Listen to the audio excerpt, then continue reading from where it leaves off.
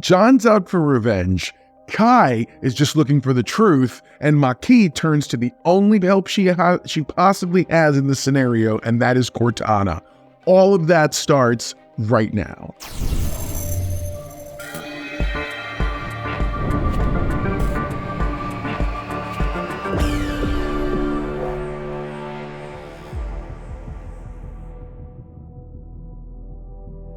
John seeks revenge on a secret Oni planet.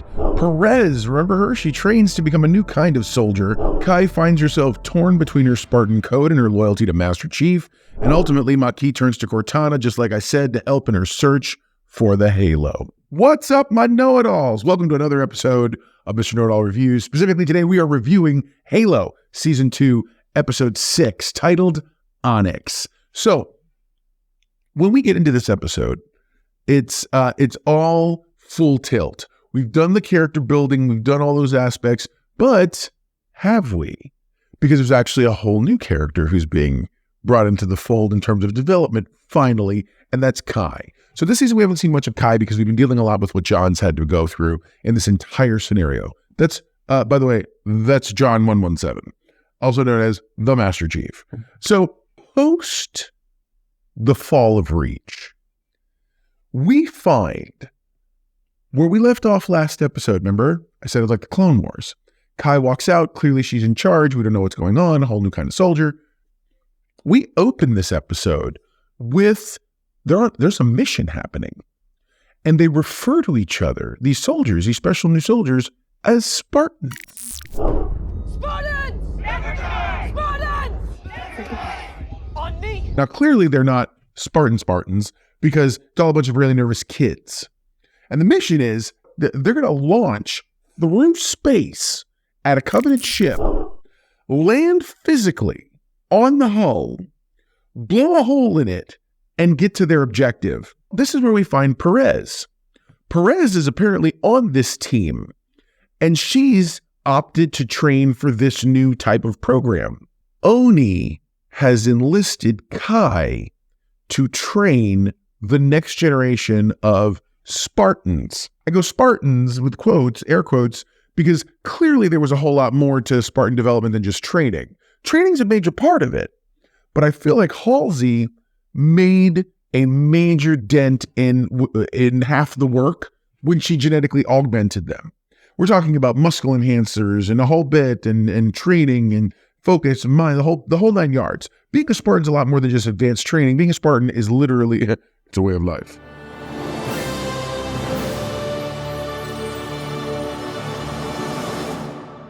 No, but being a Spartan is 100%. It's one of those things where you have to sit here and say, okay, how do we get rid of an individual's humanity? And that's how you make a Spartan. Okay? All right. All that being said, they fail. We're in Perez's first-person perspective almost most of the time, and so it's very uncomfortable, and it's designed that way because we're in her helmet, like literally in her helmet, and there's like, I feel like they must have set up these two small like GoPros inside of the helmet as they're filming the thing, because from any angle you're just getting those two angles from her. And so by the time when they get out, you find out it's all part of this Oni training, it's all simulator, whatever, and that the idea that Kai puts forward is, okay, we can't get into a Covenant ship by ourselves. However, if we can get a group of individual Spartans through their system, it's harder for them to, I guess, aim at smaller, tiny targets. What's smaller than a human being, right?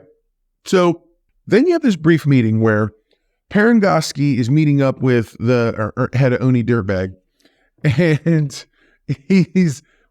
they're meeting. And she's like, well, do you think, blah, blah, blah? Because she gets intelligence that someone's seen Halsey. And he's like, do you know how many Halseys I've seen, blah, blah, blah, this and that? And she's like, really? How many of them are accompanied by the largest man they've ever seen in life? And he's like, he gets real serious quick. He's like, it's not possible. You keep saying that. Right? So, and he's trying to play it off, but the truth is he's got no clue. And it's like, yeah, absolutely, John's going to be there. And what do? Smash cut to John. Look, he's like pulling the thing off from his face, and he's looking. He's there, man. He's on Onyx. Onyx is where the Spartans were trained at an early stage of their development. Later on, there's this moment where You get to see what's his face's character go out, and he's looking for his kid Kessler still, because that's the storyline. And it's really just an excuse to get these two characters out of our face for most of the episode. But anyways, toward the end, you see where he goes. They get into a specific place, and as he walks in, it's the place he escaped from when he was a kid. It sounds like Kessler's been taken to where the Spartans were originally trained, which is not just Onyx, the building itself, but the specific location, the camp itself. The storyline is John's there. He says he's there for Perengoski, and what you end up with is dude. He allows himself to get captured.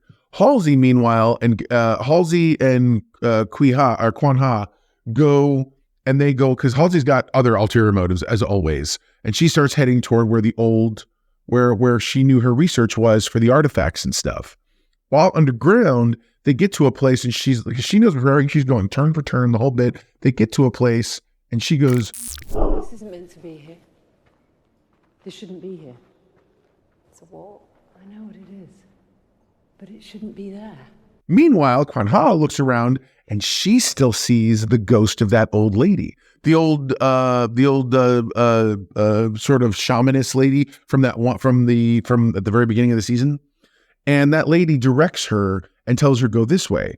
And as they go, they eventually get to where they were trying. They get a roundabout way of getting to where they were trying to go. It's Halsey's daughter from last season.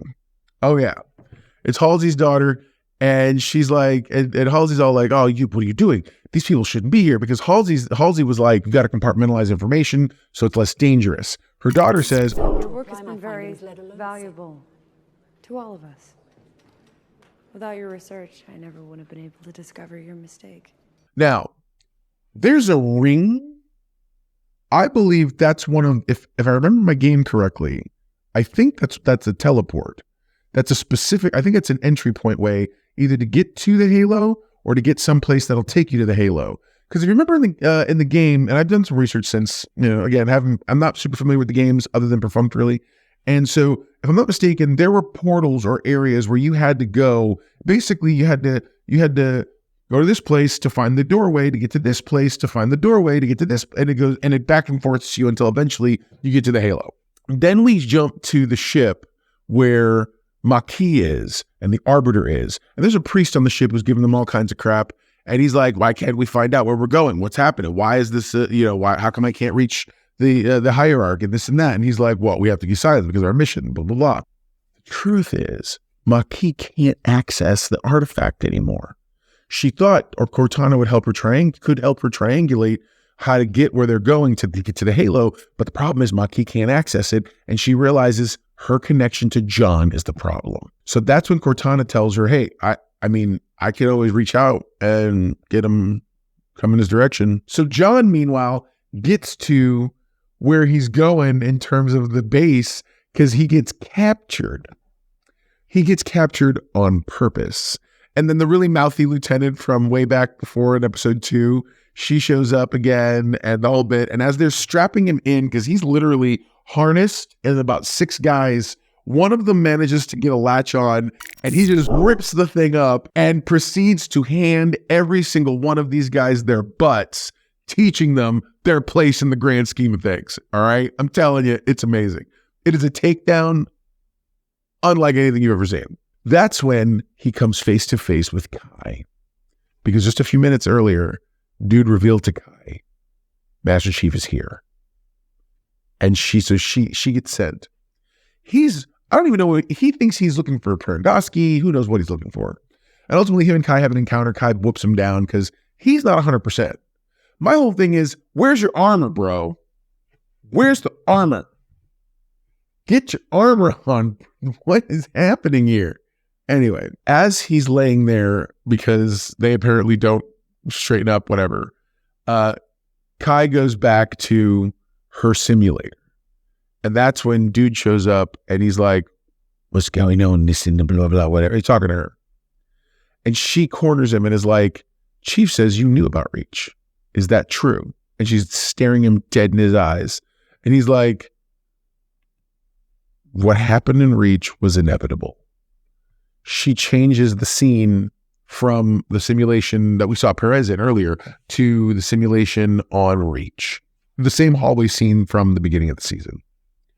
And what happens is they come out of their thing and she realizes, and he's like, I've already sent Black Ops to handle whatever, blah, blah, blah.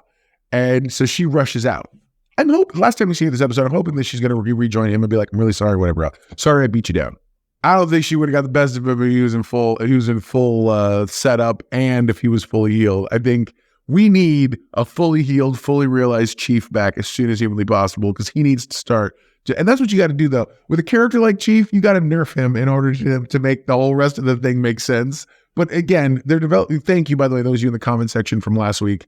Absolutely, you have. They're telling a different story, and I'm down. I'm here for the character-driven story they're giving us. But I'm ready for him to be back in the armor. Just saying. So Chief, while he was down, suddenly there's communication. Perengoski has a brief communication with Cortana. And Cortana essentially is, Cortana is so good, she's multitasking. She's dealing with Maquis. She hacked the Covenant computer stuff and is communicating with, I don't think Maquis knows, though there's an argument to be made for Maquis knowing and then playing stupid, whatever. And then she meets Perengoski. She tells her what's going on. Perengoski says, thank you. Your mission is to continue, whatever. Meanwhile, she goes and she's like, Chief, you've got to get up. Wake up. You got this and that. You need to, and she explains flat out, you have to find the artifact. Without it, X, Y, and Z. So now he has a goal. His original goal was, well, maybe I kind of want to find Perengoski and who knows whatever's going on. I don't know, maybe whatever. Okay, but that didn't happen. So now he's heading toward where the artifact is. And Cortana's shutting lights off, closing doors, the whole 9 yards. It's so great to see them together and to see them working together. I am very, very psyched to have Chief with Cortana. And now if you get him back in the suit, I'm happy. You've given me everything I wanted, and now we can go forward. And that's what I want.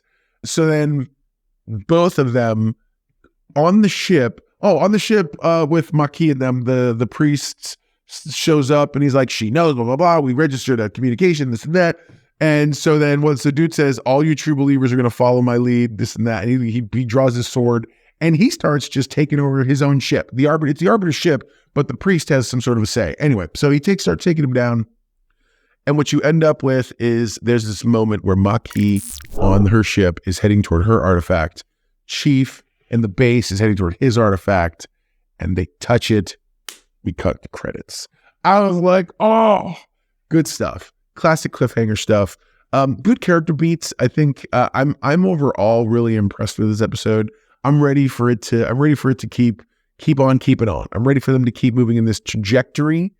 I love the storytelling. I thought the storytelling did an amazing job, and I'm definitely here for the story that they're continuing to tell. So there you go. Now you know. And if knowing is half the battle, you're halfway to being a know-it-all yourself. What's it all index for this episode?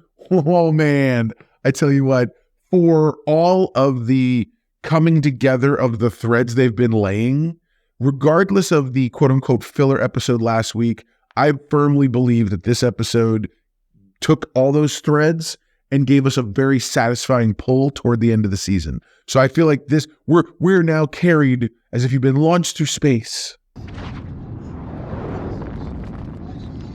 Exactly. I'm going to give this a solid 8.5 out of 10. Hey, what did you think? What is your score? Do we vibe? Are we jibing here? Let me know down in the comment section. I would absolutely love to find out what you thought of this episode.